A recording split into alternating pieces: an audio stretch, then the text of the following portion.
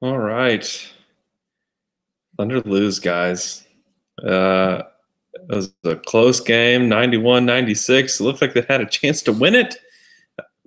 And they did. Paul George got fouled by Rudy Gobert. And it was really terrible. Life is unfair. This, people are going to point out Russell shot the ball 43 times and he took 19 threes and he did all these things. Russell gave everything he had. Like this is not, and if people have the take tomorrow that Russell needs to be criticized for what he did, no, they're wrong.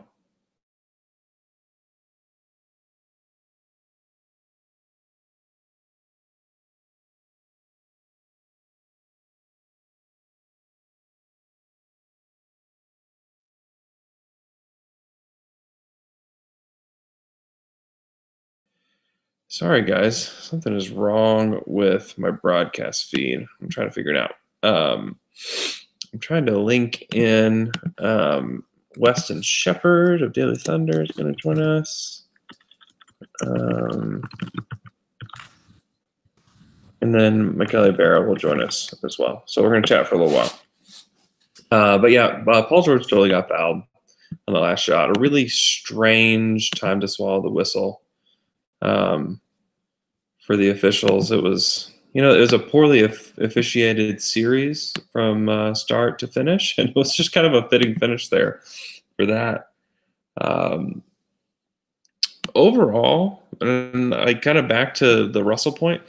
Russell gave all he had, and it's funny that this series ended just like the one against Houston, and it's that Russ didn't have any help. The offense, the way they were running the offense, Paul was like dishing the ball over to Ray Felton so Ray could drive. And he was fading into the background. Oh, like you can't pass me the ball, or I can't shoot it because I'm being defended. His aggression was just not there. And it was astounding. It was absolutely astounding. It was very, very strange. Let's see. Buyout Mallet, man. If they can work out a buyout with him, that would be ideal. I mean, you just can't. You cannot even play him right now. He's just not hitting shots. He's not really doing much out there. Jason says that was actually fun. It was a great game. It was a great game. I'm glad that it didn't end with a blowout or anything like that. So it was good. Let's see. I'm going to read through some of your questions. I'm going to see if I can get Weston linked in here as well. Let me try again. Thanks for the content. You're welcome. Yeah, thanks for following along. I appreciate you guys joining me right now. I'm going to try to invite Weston again. Better for OKC if Paul George leaves. He ain't the man. Really not. It's really probably better if Paul George stays. Weston, hey, man. How's it going? It's going. How are you? Yeah, things have been better. What are your thoughts on the end of that game? Getting a lot of crazy noises right now. I don't know what that's about. There are some crazy noises. Is it the Google Hangout? It must be. I'm freaking out a little bit. Nice distraction. Yeah, that was rough. What were we talking about? I'll just jump right in and join the pity party. I spent a lot of time talking about Russell and how he was incredible and that he was doing everything he could. A lot of people will harp on the amount of shots he took, but he kind of had to. He kind of had to take all those shots because no one else was going to do it. I was just talking about Paul fading into the background and him. I mean, he had no aggression whatsoever, and it was infuriating. It was, and I'll be honest. I mean, I was a little frustrated with some of the shots that Russ was taking, but like you said, what do you do? So not the way. I mean, if this is the way that the Paul George era ends in Oklahoma City, it's quite a whimpering finish. I mean, the stat line, the shooting, the lack of aggression, it kind of is just a wrapping up everything negative that you hear about Paul George and putting it forth in elimination game. So that's tough. Yeah. Paul ended up with more turnovers than points tonight. That tells you all you need to know. That's good. That's really good. I thought Russ and Adams were both spectacular. I thought Jeremy Grant played a great game. I thought Ray came in and played some good minutes. He was a +4 on the night. But the Carmelo Anthony experience, so get this, he was a -19 tonight in his 26 minutes. He was absolutely atrocious. I mean, it was embarrassing. I mean, and he was out like pretty much the entire second half until the last 24 seconds he gets in. And I almost felt like the shot was going to end up going to him just because that's the way things are. But the Melo thing, I don't know. He looked really frustrated on the bench. Did not look happy there in that second half. So if there's something that might drive the guy out of town, maybe this was it. Yeah, that may not be the worst thing in the whole world. I've mentioned a possible buyout for him this summer or in the fall or something like that. And I think that is an ideal scenario for the Thunder at this point. Yeah, I mean, that $28 million is just insane for the production you get. So, I don't think he wants to be in the role that he had here down the stretch of the playoffs. So, I think he's made his money, there's enough reason to think he might just go look for something else. So who knows?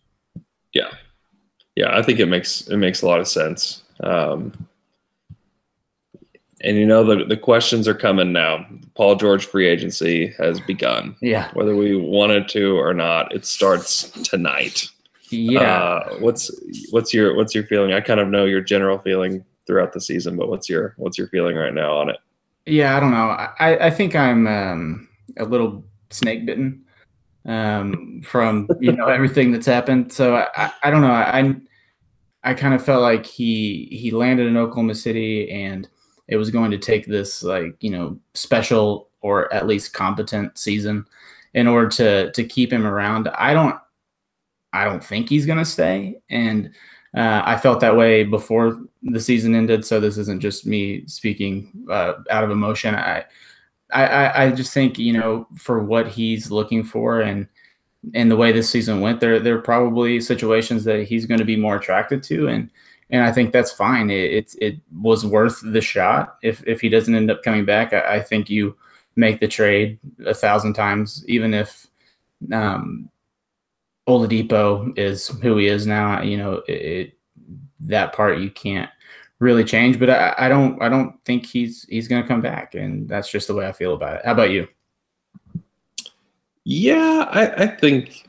I mean, if I were forced to place a bet, I would say that he's gone. But I don't think that they have like a 0% chance of him coming back. I think they'll have a shot at him.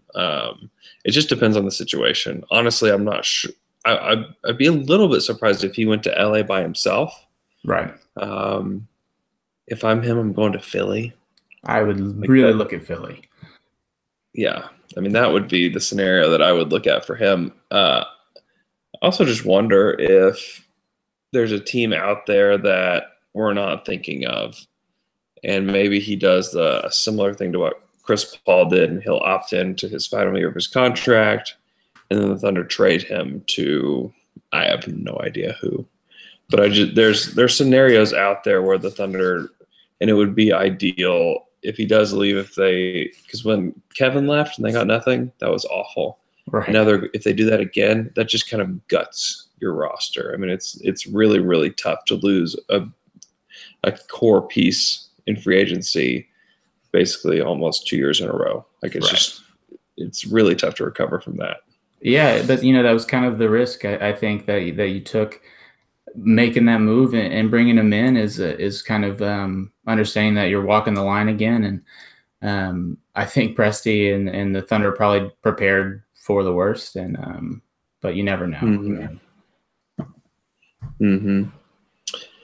Oh man! All right, let's see if we have some questions so we can answer. There's a lot of crying faces in the chat right now.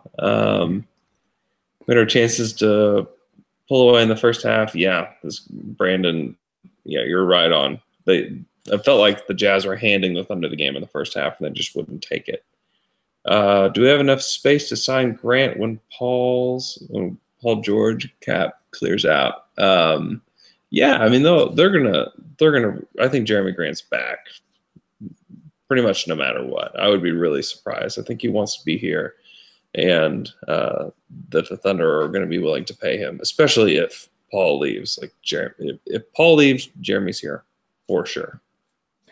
Yeah, and you know what? I read John Hamm the other day just saying, you look at it like, well, Melo's taking up all this cap. How are we going to afford Jeremy? Jeremy's the necessity there, and I think that's the way the Thunder's going to approach it. And he's the long-term piece between the two, and they'll fork up and pay and take care of him, I think. And there's not a lot of money around the league, so it makes sense to bring him back. Mm-hmm. Yeah, I think he'll be back. Let's see. I'd rather go out and get KCP and Wes Matthews than have Paul back. Oh my gosh, yeah, the game was really bad, guys. I get that, but you still would rather have Paul George. I mean, I know that we're frustrated. He scored 5 points. He had 6 turnovers, and he was careless at times. It looked like even careless in his closing out onto shooters at times. It was a bad performance. But you still want Paul back if he wants to come back. You're not going to be going after Wes Matthews and KCP. Especially if the alternative is KCP and Wesley Matthews. Yeah. I'm not that depressed yet. We'll talk in a couple months. Right. Let's see. Joe Harris is the best fit for the small forward spot this year. I'm not a Joe Harris guy. Probably won't be. Look, the season ended like 5 minutes ago. I'm not ready to go down the Joe Harris route yet. Cross that bridge when we get there. Steven Adams was incredible tonight. I thought that he played a great game. He allowed the Thunder all those chances there at the end to tie it up, and they had every opportunity to do it. They just couldn't knock down a shot. That was a very frustrating part of the game, but it was very exciting. It was a very exciting game. I'm glad that we got to at least end on an exciting note rather than on what we thought we were getting in Game 5 in the third quarter. Like, we thought that this was just going to fall apart. And I think, honestly, that game, the way that they won that and the way they competed tonight and how terrible Paul George was, I don't know, like, people are like, well, he's going to LA in his head already because he's played terrible. I don't think that that's necessarily the case, but I think they now have a better chance of Paul George if they just blew Game 5 the way we thought they were going to. I think they had no chance at Paul. But the way that things finished, I think that maybe they have like a 2% chance more now. Hey, and that's 2%. I'll take it. I just have no read on the guy. With Kevin, I always had like a feeling, I was wrong, but I had a feeling. With Paul, I just have no idea. I don't know what matters, and I don't know how much he enjoyed this. There were times when it looked like they were having a lot of fun, and sometimes when it didn't look like any fun at all. So, yeah, I have no idea where my percentage lies there. Yeah, it'll be another super interesting summer for the Thunder. I hope that it can be exciting in a good way like last summer, but I have my doubts. Let's see. If Melo is gone, do you think the Thunder will leverage their athleticism and play at a league-leading pace? I think they'll have to with a Russ-led team, you have to push the pace. And if they're lucky enough to not have Melo next year, I think that, yeah, you'll have Jeremy and Steve and probably have Alex out there and Terrence Ferguson and still a chance that you can have Paul George out there. Then, yeah, they've got to play faster. Yeah, I do want to say, though, I don't think it's good practice to start planning for no Melo. I think, overwhelmingly there's a much better chance of him suiting up in Oklahoma City on opening night. So I know we'll all go and do our theorizing and such, but more than likely he's going to be back. Yeah, he's going to get his money somehow. I don't know. I'm very interested. I really thought for a long time there's no way that he's not going to play out the rest of his contract. But I've just heard some murmurs from people that made me think twice about it. And so I don't know. We'll see. But I think you're right. We need to assume that he's going to cash that $28 million check and he's going to wear a Thunder uniform next year. And maybe he can be better. Maybe he'll take off the weighted vest next year. Right. I don't know. Yeah, I like what we're doing though. It's well, maybe Mel will be better next year. Like, there we go. True Thunder fans. We already figured out how Mel is going to save us in 2018-19.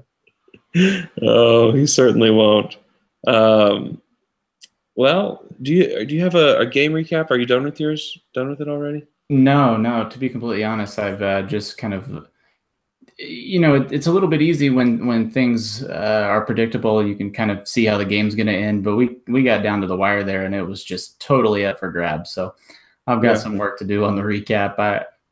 After Game 5, I wasn't ready to start any sort of recap until I knew what was going to happen, because I had written 800 words on how the Thunder had lost the season in Game 5, and then they shut my mouth. So I learned my lesson. So I'll have to dive into this and then start unpacking the season in general, which should be interesting over the next few days. Oh, man. Yeah, definitely. Well, I'm going to let you go get to that. I'm going to call Mikey Barra and have him join us. But thanks for coming on, man. It was a good time. All right. Well, I'll talk to you soon, Wesson. All right, everybody. Invite Kelly on. Okay, let's see. Would you have traded for Blake, like instead of Paul George? No. You mean instead of Melo? Yes, but not instead of Paul. Is Kanter coming back to OKC in free agency for way less money than he got paid last time? It's possible. I doubt it, but it's possible. Hey, Andrew. Michele, what's up? Hear me? Yes. Oh, look at your shirt. Yes. Love it. Oh man, what are your thoughts on the game? I've given many thoughts, but what are your kind of closing thoughts for that game? I was just about to tweet in Arya Stark voice, Scott Foster, but then I didn't. You didn't watch like Game of Thrones? Oh my gosh. Oh man. What did you think of Paul's performance? Well, I think this is basically the best way to resume Paul's season. He has been amazing at times, but he had these stretches of games and these stretches of season where he was just not himself, not good enough, too passive, too careless with the ball. I read tweets about the fact that it's hard to be good when you don't touch the ball. This is not how this game was played. Russ was giving him the ball basically on every single possession, but the last few minutes maybe, and got it back maybe like after 10 seconds. So I thought that really tonight PG was passive. If you are a great player, if you want to win, then do what you did in game 5. Just attack, just be you, just miss like a ton of shots. No one cares. To me, tonight, it was more important to show the willingness to win, the willingness to get dirty, to bump into people. I mean, I don't know how Russ will handle the thing tomorrow. I mean, his body will be destroyed probably. Yeah. And you have to do that. You have to do it. If you want it, if you really want it, you have to show it. And to me, there were 2-3 players that showed the most tonight, and were Donovan Mitchell, Russell Westbrook, and probably Joe Ingles. Steven Adams too. Steven Adams too, yes. But Steven is not he cannot be as aggressive with the ball. But you could see like you could see those players like really wanted when they had the ball in their hands. They were daring to have the ball in their hands, and Paul was just like Felton wanted more. Well, I think the play that was most shocking to me is Paul had the ball and he just casually gave it up to Ray. It's like 3 minutes left in a close game. And Ray had to drive the lane and got blocked by Gobert. What is Paul doing there? Yeah, and he had a semi-open look on that specific possession. Right? Like it was weird. It was very, very weird. And yeah, and to me, the other part, even if Billy didn't acknowledge that in the press conference that I was listening to moments ago. What did he say? I didn't hear what Billy said. I just got like the last part when a reporter asked him to comment on Melo's minus 19 plus minus, and first he basically didn't answer and asked to re-ask the question because he was reading the stat sheet, and then when he finally got to answer that, he basically said the thing that he always said about lineups, that he cannot point to single plus minus in a game to actually draw conclusions, which is right. And I really hoped that that single reporter would do a follow-up, and then what you think about Melo pick and roll coverage. Do you, like 16 points, like probably like 10 points, I'm sure, in 4 possession. Mitchell scored them on Melo switches or Melo ball screens. So how do you explain that? And to me, that was a really, really huge part of the game, because I mean, it's not that Melo is incapable of doing decent defense. And like Billy called the timeout at a certain point, and he went like up high on Mitchell, trying to contest him. And guess what? Maybe Utah scored again on an offensive rebound, but at least they had to work for a shot. You may be not a great defender, as Abrines wasn't. Like Abrines probably on one possession, he contested as much as he could on a Mitchell, and he still scored. That is completely fine. That is completely fine. But you really need to step up. You need to put the effort. You really need to want to win the game defensively. And tonight, Melo clearly didn't. And on offense, when he came back, he was just passing. In the second half, was just passing up shots. So it was weird. But again, it will be all Russ fault tomorrow. And he probably is, because like the first 4 games, he played really poorly in the first 4 games, which is like 2/3 of the game played in the series. Yeah, and that's I was saying this earlier, that if you're going to criticize Russ, fine, but don't criticize him for this game. No, and people are going to point to his shot totals, and they're going to single out some of his shots. You could probably single out 10 of those shots and say that they're bad shots, sure. But you didn't see what was going on prior to him shooting those bad shots. I don't think that I wonder how many of those were like early shot clock bad shots. Because I would suspect that there were very few. I'm not saying there weren't any, but there were probably few. But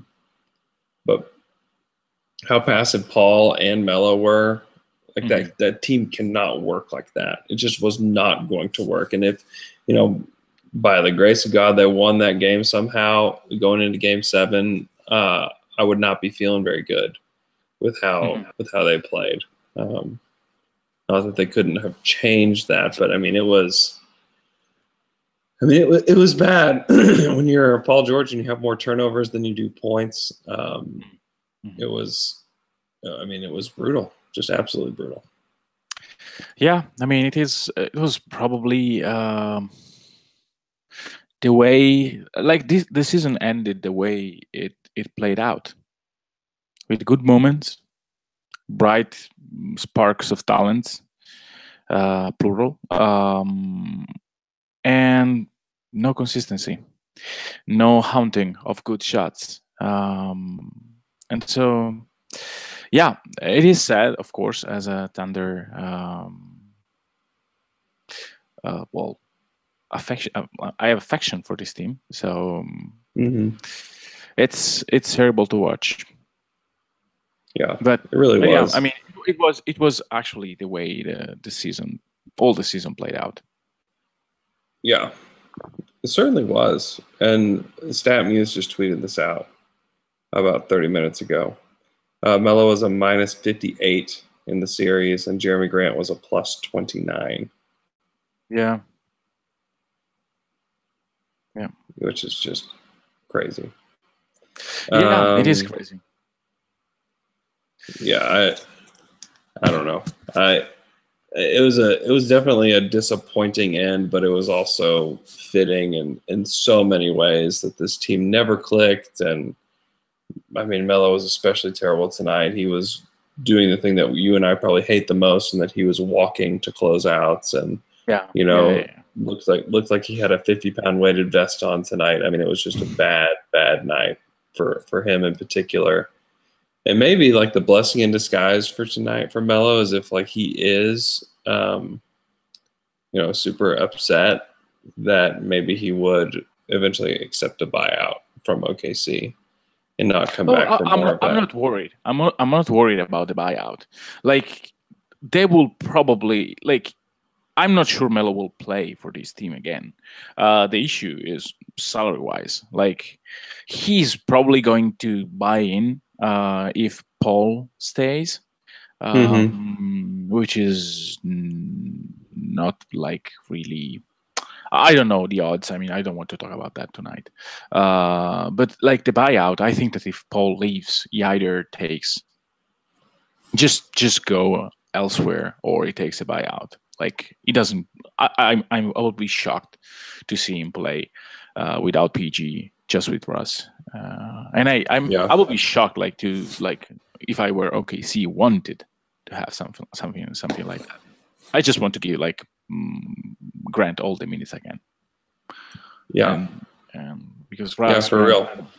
Like, I was digging into stats before the game. I tweet out something, but Abrinas, Grant, Adams, and Westbrook for the season are a very, very big positive, which is incredible. It's just incredible. And if you put Paul George in, it's great. If you take Melo out, it's great. But it's great also without these two guys.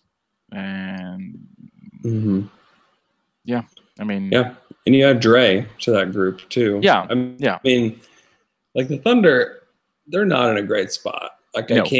I can't sit here and lie to you guys and say that the Thunder are in a great spot heading into next season. We're going to go back. We're going to get them next year. They're not in a great spot. But you bring Dre back, like, you can still be an elite defense when you have Adams and Dre, and if Jeremy can take over the starting power forward spot, then you're going to have an elite defense.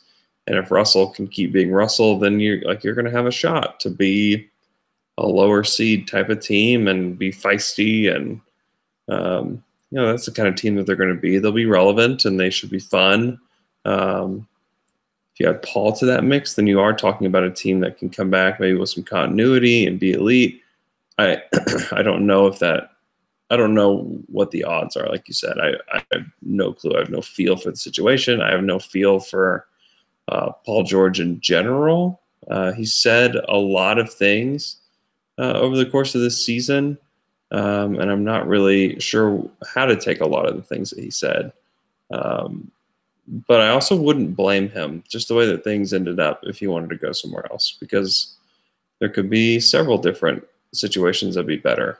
I also wonder if there might be a Chris Paul type situation where he would opt in, and there's a team that doesn't have enough cap space that he would want to go to, and OKC could maybe pick up a couple pieces. I think that is not off the table. I'd be surprised if that happened, but that's something that could happen. Yeah, and there are also on the Melo side, there are things that you can still do with 28 millions, especially if he's willing to at least to waive the non-trade clause. Right. Sorry. There are many things that you can actually try to do.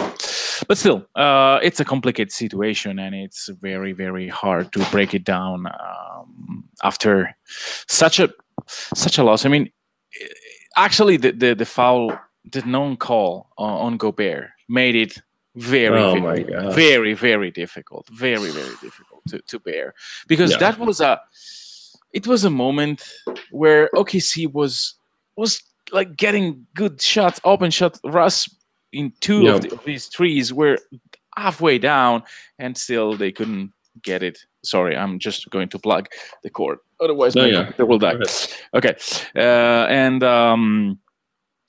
that call, that non-call, and then even worse, like Adams immediately fouled Donovan Mitchell. Russ was complaining it was just like completely losing his mind. But Adams literally fouled Donovan Mitchell in front of a referee, and no one blew the whistle. And that was really the end of it, because you may be able to get a quick three again and hit it, and then you have a 2-point game, and you can put pressure on the inbound. It's probably like wishful thinking, I know that, but still. Two very, very big mistakes for OKC in crunch time, and I mean, it was sad to watch. And that last 2-minute report is not going to be going to help anything tomorrow. No, it doesn't. It doesn't help you. But I mean, this crew really screwed up. In the last 2 minutes of the game, last minute of the game, really screwed up big time. Probably Utah would have. Like, I don't know. I don't really know. This time, I don't really know if Utah deserved a lot, because in the last quarter they didn't play as well as OKC. OKC was actually good on defense, and that call was everything. Like, they generated an open shot who Paul George could have hit, and the game would be tied. And to not blow the whistle there, like, there are seasons where in one game, one possession, two possession can turn a season around. Like, there's no guarantee that OKC would have lost in Game 7. There's no guarantee that OKC somehow gather together and put a contest to Houston in the semis. There's no guarantee of that. The odds are against them. Yes, sure, but still, that call was incredibly important, and they missed it. Yeah, badly. Yeah, it was. Yeah, and it was it was obvious to everybody, and I'm sure everyone in the arena was just like just ecstatic. Have you seen Quinn Snyder reaction? No, I missed it. I posted a picture. You can. It's my last tweet. And let me go look at it. There is a video. The video I couldn't record it. But I mean, Quinn Snyder basically put his hand in his hairs, and he was just screaming because he thought it was a foul. It was a foul, and it was. It was. And he was desperate. Yeah. And well, nothing. And you also Paul was clearly looking for the foul. He wasn't looking to take the shot, and that kind of goes. I don't completely agree with that. Yeah. He reset. He took a dribble to push, to put himself in a better position to shoot it. That's why I thought it was very, very weird. I mean, he reset. Player almost never do that. They just go up and try to take the foul. He actually reset to be in a better position to actually let the shot go and not be blocked by Rudy. Russ is talking. I'm going to listen to him. Russell, you guys played 3 quarters of really good defense, but in that third quarter, Donovan Mitchell got free. What happened in that quarter when he got off? I think he scored 22 in that quarter. He had some tough shots. We stuck together for 4 quarters. distance are Russell, like crazy short. Russell, there were a couple times where you, coming out of the eighth of the tunnel, you confronted a fan. What happened in those instances? I don't confront fans. Fans confront me. Here in Utah, man, a lot of disrespectful, vulgar things that are said to the players here with these fans, man. It's truly disrespectful. Oh no, Russell's very mad about the fans. I know. Yeah, he should be. He should be like. Yeah. Well, he overreacted a bit. Yeah. You never know. That's the story of Russell Westbrook's life. He overreacted a bit. Yeah. There'll be a book written about Russell Westbrook. Said the title, he overreacted a bit. Oh man. Isn't it crazy that Russ shot 35.7% from three this series? It is. Mm-hmm. He was really, really hitting. Yeah. And that was, he took 18 shots, 19 maybe tonight. I mean, it was certainly desperate. It was out of desperation that he was taking them, but he was making them. And, you just really thought that one of those was going to go down there at the end. I don't know how many shots they had hitting that three. I think it was probably 4 or 5. And it, it's coming from Russ. You just thought it was going to go down, but he just kind of get it to go. It was halfway down. Right. Whoa! Yeah. I'm reading the tweets of players reacting on Russ's 3. There is even Beverly tweeted. This is. Oh, what did he say? No. It's just say, "Wow." That's all Ima say is wow. SMH.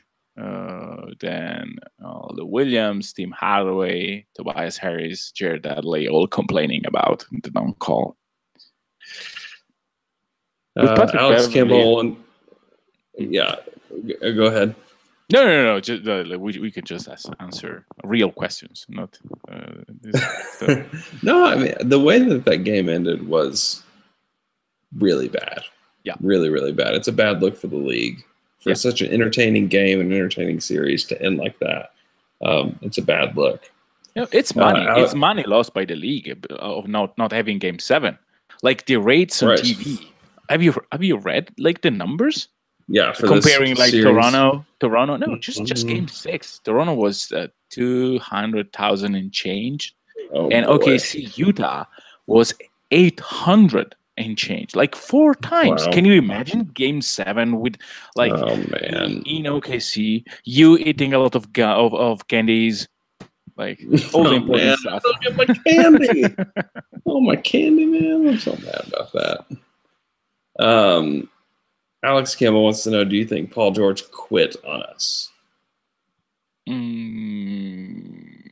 I think Paul George had a lot of stuff going through his mind. And surely he didn't quit on OKC, I think, but he wasn't able to be decisive. And it was really different from game. Like you cannot say that he quit now, while in game 5 he had a very good finish of the game. So I don't know. Quitting, I don't like the word quitting until you actually do it. But it wasn't. It wasn't focused. That yes. Yeah, it was weird. I don't know where to place the. I mean, we can't get in these guys' heads and say whether or not they quit or what their motivation was, but he certainly had a very off game, and it was not great timing. He was. There's two things that tell you how poorly he played. One, he had more turnovers than points. I've already said that a couple times. Second one is that Melo outscored him in this game. That's all you need to know. Yeah. Which sounds like incredible due to the fact that also Melo was passing up shots. Oh, and just awful. Mm-hmm. Yeah. Yeah, and and Paul's he's just a different kind of guy. Mm-hmm. He just is. He's so casual about everything. He's casual with the basketball. He's casual in press conferences, behind the scenes. Like he's just like everything is just so chill, and I wonder if that can be detrimental at times for him. And it certainly was tonight, because I think that he was too casual in so many ways and passive. And if and maybe he changes, but if you look at tonight, like he can't be a number one option for like a championship contending team. Like he's got to be. And somebody, I can't remember who said this, but if he's like the Andre Iguodala to a team, like he's better than Andre Iguodala is, but if he's that kind of role, like that's like an ideal role for him. Or he needs a different structure to be effective.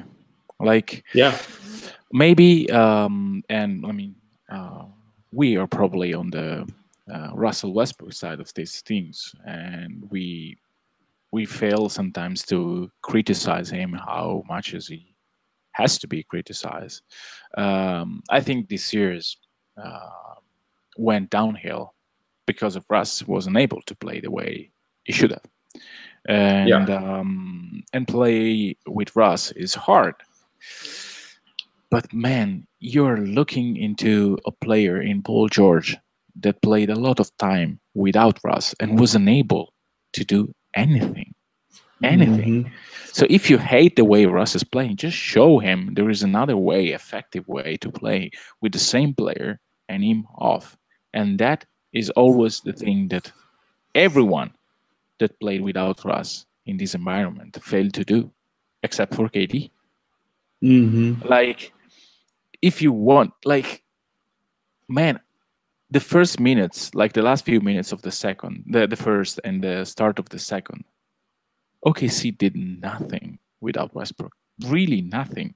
They scored on one putback by Jeremy Grant, which was a lucky one, because he basically put down the rebound from nowhere. There you go. This loss is making me sick. No, man. Let's see. OKC has their first round pick next year, correct? They do have their first round pick not this coming summer, but the following summer. If so, does Presti try to go all in again if Paul George leaves, or have a kind of reset year? I honestly don't know. I expect Presti to be, as he always is, innovative and creative and do things that people don't expect, because that's the way that Sam Presti operates. And people may think that he wasn't prepared for this scenario to happen. I disagree. I think he prepares for every single scenario, and he's ready for everything. And it may not look great, and he has less pieces to play with at this point, because when you have a guy like Kevin Durant leave you for nothing, that's huge. And then you trade your pieces for Paul George, and if he ends up leaving and the Thunder get nothing in return, I mean, it's tough to lose two superstars over the course of 3 years and get nothing for them. It's really, really tough to recover from that. But if anybody can do it, it's Sam. Russell is certainly the best asset the Thunder have, and number 2 to me is Sam Presti, because he's just been that good.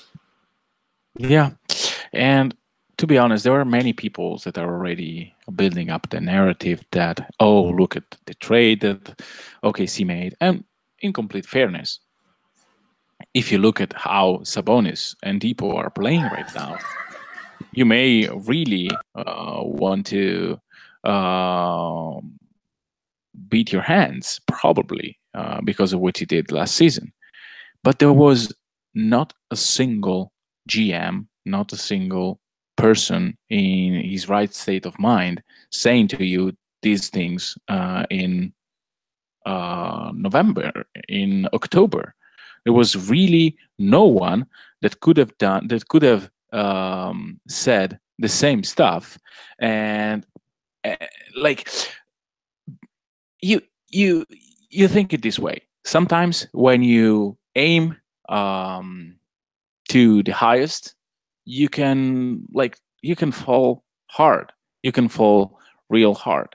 And sometimes this happens. Sometimes instead you actually go for it and you win.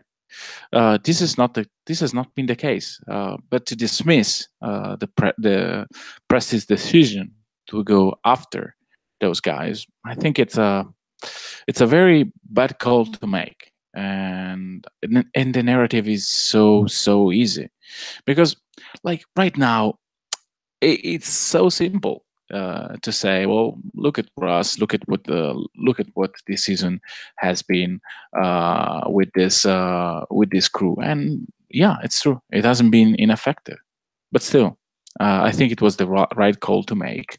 And even the Mel trade, you cannot discount the fact that Enes Kanter in this season will have probably the same issue that Mel is having. And so I kept it a little bit longer because Andrew was not here. Now Thank it's you. back. Sorry. Now you're good. I probably went on a. I was trying to go to the questions, and so I probably made a really long sentence in English that didn't mean anything. I hope that. Yeah. I just basically talk about the trade, about it was the only thing to do, blah blah blah.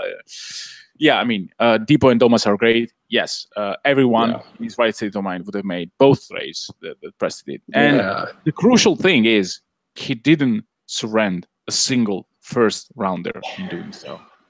Right. Yes. Which is astonishing. And they kept Ferguson too, which will be a big deal. Yeah. I've got to go.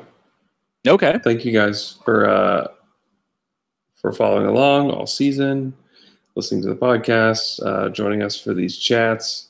You guys are awesome.